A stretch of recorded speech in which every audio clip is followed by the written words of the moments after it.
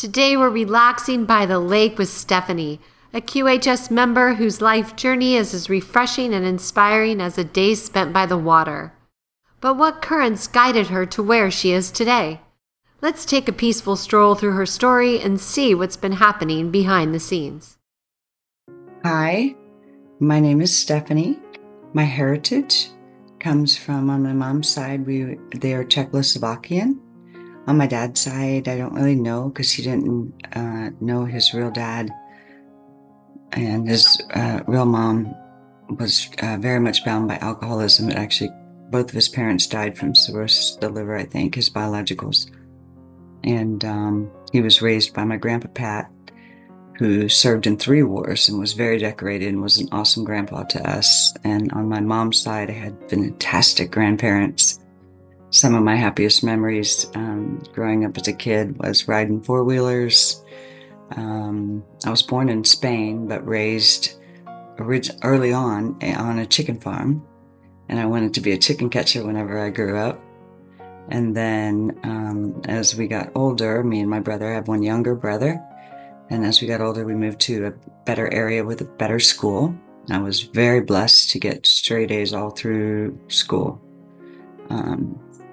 And as when I was a senior in high school, I did take the ASVAB and scored really well, like got 100 on 3 of the 4 tests. And so the military was blowing up my phone, and I took the billet with a classified communications and a top secret clearance, which was pretty cool. Whenever I was growing up in school, like in grade school and elementary school, I was a little bit awkward. I wasn't really bullied, but I certainly wasn't popular. But I did have friends, so I wasn't lonely. But when I joined the military, the second day, they picked our CPO, I think it is, or our. It's been so many years ago, and the MAA and the yeoman. And they picked me to be the MAA, so they saw leadership in me, which nobody had ever pulled out of me, so that was pretty cool. And I also joined the drill team in the Navy. I was a pretty badass flipping them rifles, too. We got to perform in Mardi Gras in New Orleans with the drill team, so that was really, really, really very cool. Backing up just a little bit, though, as far as my childhood, it was mostly good. I did feel loved and supported. I played sports year-round, but I really wasn't very good.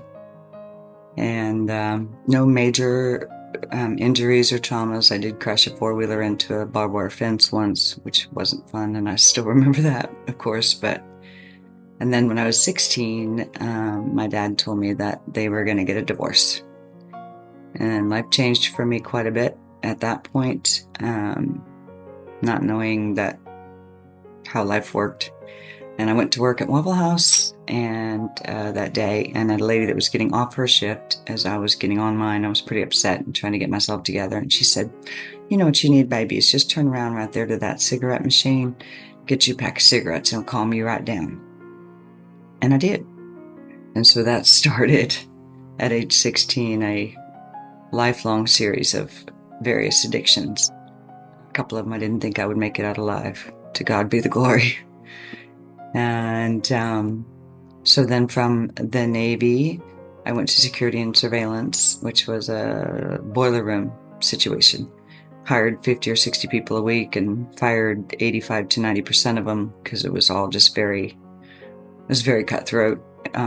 It was very competitive, and you had to have super good numbers all the time. I actually got fired when I first started working there, but I went back to my desk and got on the phone until I found an early morning appointment. A couple hours later, I went back to my boss and said, "I got an early morning appointment." He looks at me and goes, "Didn't I just fire you a few hours ago?" And I was like, "Yes, sir, but I have an early morning appointment." And I'm trying to hand him the tape.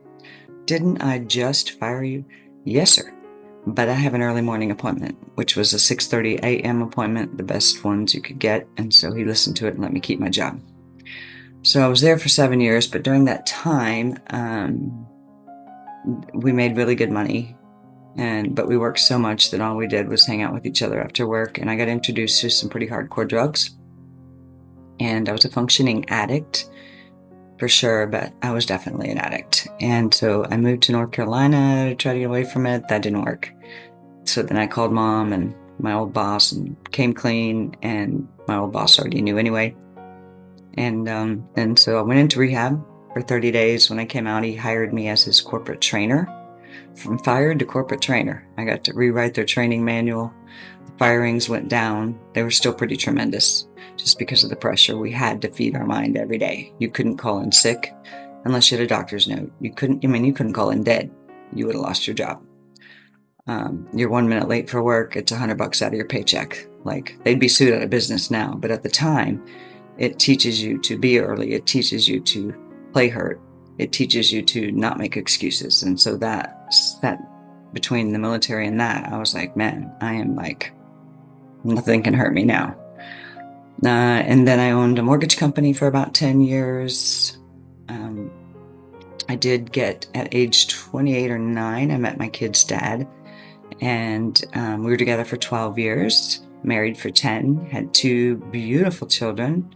Both pregnancies were horrific for me, but the children were so worth it. And that was a very abusive situation. And so out of that, I came out with PTSD and severe anxiety disorder. And then I was single for 7 years, happily. After that, then I got remarried. Again, didn't want my kids to think that marriage couldn't work, so I stayed in that toxic. He put on a good show about he had a radical encounter with Jesus and wants to kick down the gates of hell with me, and all of that. But come to find out, it was just a big money push for him. He was processing my work orders. I owned a company called, I still own it, Scratch Medic, that did very, very well. So he knew how much I was making, and he pursued me. We were not equally yoked, so we didn't stay together. But then he came back months later and said, I've had this radical encounter with Jesus, and I want to get married, and I want to go to church, and I want to be at the ball field with your kids, and I want to have a family. And we had never fought before, so now he was saying all the things that I enjoyed. And plus he quit drinking liquor. So I was like, okay. But shortly after I got married, I knew it was a mistake. He was very negative. I was an optimist. And he had a lot of wounds that he'd never dealt with, and he buried them in alcohol and asked me to things like, do you have to talk so much? And I'm like, have we met? Do you have to talk about Jesus so much? I'm like, have we met? So anyways, I got really, really sick during that marriage. A lot of it was from working myself just practically to death. I had always worked very, very hard. And I was working doubly hard and in a toxic marriage. And so for about 18 months, I thought I was dying, and no doctor could figure out what was wrong with me. I call it my Lazarus experience because I felt like the Walking Dead. But I made it through that. At that time, I was on like 14 or 16 medications. And now I'm down to 4, I'm glad to say, many of which have dropped off thanks to the V6. Thank you, QHS.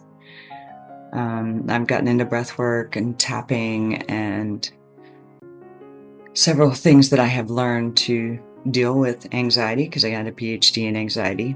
But one of the benefits from the second divorce is that I learned how life really worked. Right before we went to court, and I was sharing with a friend of mine what was going on and what he was after, and how he'd never stayed a night in the house he was trying to get. He'd never paid a bill in the house he was trying to get half of. And he ended up getting half my premarital business. It was just a mess. And I thought it was going to be the nail in my mom's coffin because she was not well. But prior to that court date, my friend Yair had said, God set this earth up so beautifully that all of life is happening for us. Life is one big playground, and we can create what we want. And I was like, what are you on? But when I got home that day after court, and even though he had testified, Scratch Medic was premarital, the inheritance wasn't his. By the time the third court date came around months later, because my attorney kept delaying things, a lot of things got forgotten. And so on that last day, he was awarded half my business, half the inheritance. And the judge said, do you want to work it outside of court, or do you want to force the sale of the house now? Which I had bought on my own, rehabbed on my own. He had done some work here, and so we owed him some money. We were paying like $25 to $45 an hour, depending on the task that he had done. Even though he was ripped on the weekends when he was doing it, he did still help some, so he deserved to be paid. But so we did that in order to keep from being forced out of our home at that time immediately. He ordered himself $1,600 an hour for the hours that he put in. He would take no less, and he would give me 1 year to pay it, which is coming up in 2.5 months. But I'm still believing that somehow this house is going to be a healing house. As a matter of fact, Des has said she has seen people coming in lines and going out another way, and coming in lines and going out another way, which has been happening one person at a time for the last 4 years. Every single person that comes in here has some type of spiritual encounter, finds out Jesus is real. Like, it's a really cool, a lot of angelic activity. It's a really cool place. So I'm very grateful. Because after that court date, when I came home and could be by myself and let my feelings of outrage and fear for my mom's life, and how could he, I was just gut-wrenched, bending over, crying, just screaming out, crying to God. And at that moment, he reminded me of what Yair said about all of life is happening for us. And it didn't make any sense. I was like, what does that mean? He said, you have the power to choose. And so I looked back, which in my mind's eye, I was just looking left, but I looked back to the first divorce and how bad it was, and how I shared it with people and talked about it with people. And that had a lot to do with creating the anxiety disorder. So this time, what would I choose? How would I respond? And so I chose to respond completely differently. That I would just do my best. I would choose love. I would choose forgiveness, often over and over and over. The first 6 months after that ruling, I was having tremendous anxiety attacks like I hadn't had in years. Every day I'd wake up and my chest would hurt, my jaw would hurt, and I'd be in panic, thinking, how am I going to do this? The first night with my V6, actually, when I woke up that morning, I thought I was dead, because all of a sudden I woke up for the first time in so many months, and my jaw wasn't tight, my heart wasn't racing, I wasn't in anxiety or panic already. So I'm like looking around going, am I dead? I can't be dead because I see my room. I'd be in heaven if I was dead. And I sat up, and it was like that whole experience had been moved to the outside of me. It still hasn't changed, but I don't know how to explain that, the quantum, I guess. So I'm super excited to be involved with QHS, and would love to be in leadership with them one day, whether that's at a hub, helping people that are panicked before or after, or teaching somehow, or coaching. I would love that. I'm definitely on the upswing. I am down to now 4 medications and on the lowest dose of each of those. So I'm pretty stoked about that and looking very forward to my V9, mainly because my stepdad, who's like a dad to me, Mr. Dennis, is in memory care now. And he has a V6 that's taped to the bottom of his bed, and that has helped him some. But the V9, we just can't wait, because I'm going to get him and my mom back. Because during my Lazarus experience, when I couldn't hardly function, my body, the circadian rhythms were out of whack. And my body thought days were nights and nights were days, but I had to work during the day. So I was just chronically exhausted and sick. So it was pretty ridiculous. But I did learn how life really worked, and I learned that the power of our choice, the awareness that we have a choice in every moment. And I've recently been reminded that this is not my house. It's God's house. And if he desires for me to continue to steward it, he will. If he desires for it to be a healing house, like I have seen already happening and hope will even expedite once QHS gets rolling, that would be awesome. But it's his house. And so I'm learning to detach from the outcome more and more easily and just trust. It hasn't made any sense for me to get more involved with QHS financially, but spiritually and for my family has made all the sense in the world, and for the planet, because I was one of the last people to believe in the conspiracy theory. I think I didn't want to hear about it, but we can't deny it now. So I'm very excited. I'm not at all surprised that I found this, because for decades I've been saying, in the end times it says that we're going to do greater things than Jesus did. And I don't know about you, but I'm going to be all up in the middle of that. All up in the middle of that. I have been saying that for decades, so I'm not at all surprised that I got to QHS and bringing heaven to earth. Super, super, super excited. Things I look forward to going away, as far as dietary challenges or dietary and exercise and physical therapy. I have made some dietary changes with the help of Darlene at BioScan. I also had after the Lazarus experience, I met a functional medicine doctor who started help giving me my life back. And that was a very, very slow process, but it did give me a lot of my life back. And then when I got the V6, it started to expedite. So I can only imagine what the V9 is going to do. But so after my redo, I will have no wrinkles. I will have my 52-year-old mind and all of the traumas and tragedies, some of them self-induced, some of them not, and all of the lessons that I learned and the coping mechanisms that I learned through life and through Key, to be able to help those people and hopefully save them months or years or decades off their life based on what I learned, because God uses all things for good, and He always brings beauty out of ashes if we let Him. So, yeah. So I won't have Hashimoto's anymore. I won't have acid reflux anymore. My hormones will be in balance. I will not be estrogen dominant anymore.